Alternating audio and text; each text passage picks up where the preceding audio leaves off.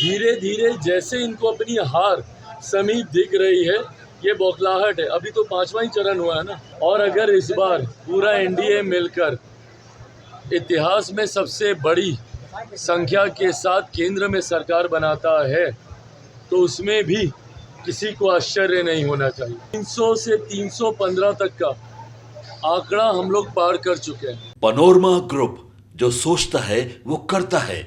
आपके अपने सपनों का आशियाना। लोकसभा चुनाव शुरू होने से पहले ही से ये बातें भारत लाइव कह रहा था कि जैसे जैसे चुनाव नज़दीक आता जाएगा, जैसे जैसे चुनाव समाप्त होता जाएगा, वैसे वैसे चुनाव का माहौल गर्म होता जाएगा। ऐसा ही कुछ देखने को भी मिल रहा है। और जैसे जैसे बड़े नेताओं के सीटों पे चुनाव और मतदान ख़त्म होते जा रहे हैं, वैसे वैसे वो और एग्रेसिव होते जा रहे हैं।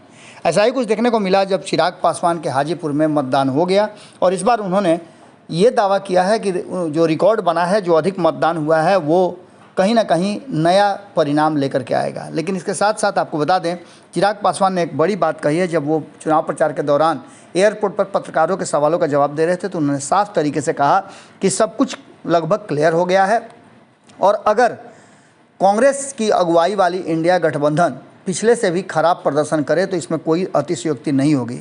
रिपोर्ट कार्ड तो पहले ही जनता ने दे दिया है, अब रिपोर्ट कार्ड में साफ लग रहा है कि चिड़िया चुग गई खेत। क्या कहा है, इसके अलावे कौन सा कारण उन्होंने बताया है, वो आप खुद सुन लीजिए।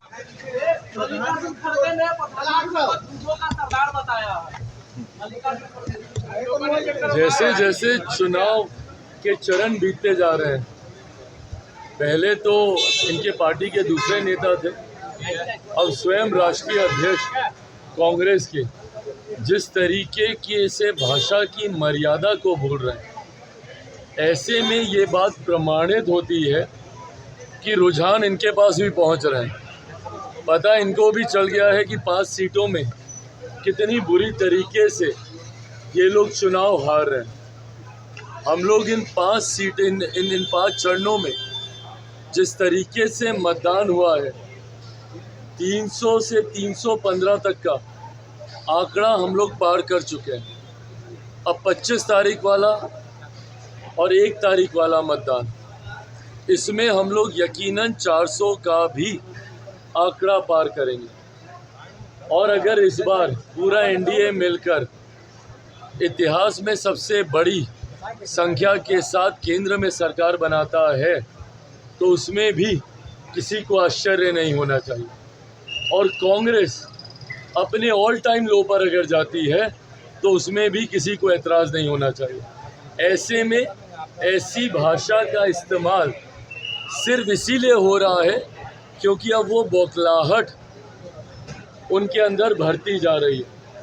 अपनी सीटें कम होता देख और एनडीए की अनप्रेसिडेंटेड जीत की ओर जो एनडीए अग्रसर हो रहा है, उसकी बौखलाहट है कि ऐसे शब्दों का इस्तेमाल हो रहा है।